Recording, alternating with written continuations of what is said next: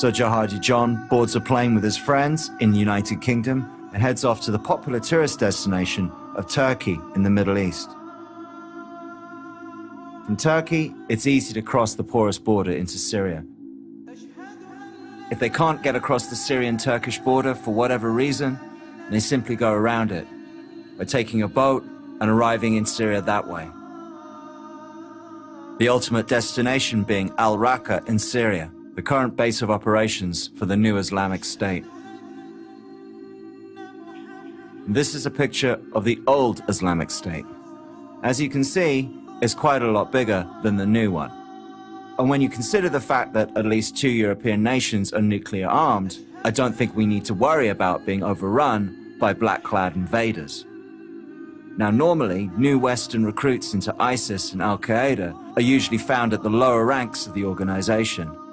But apparently, Jihadi John has risen to the top.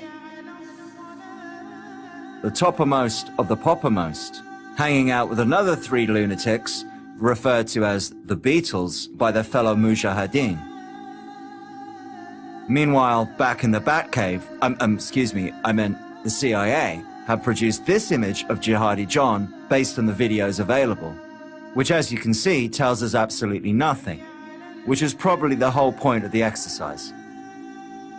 Now, you would have thought standing around in the desert with people in orange suits would be pretty easy to spot from the air and pretty easy to deal with.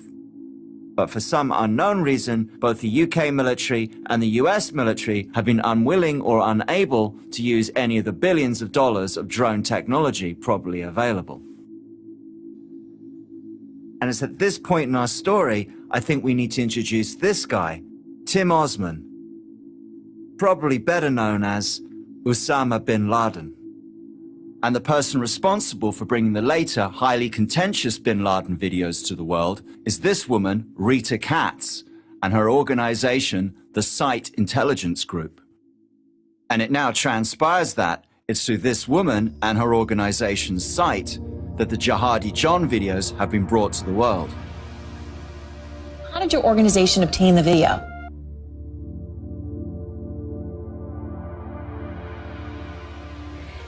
We looked and found.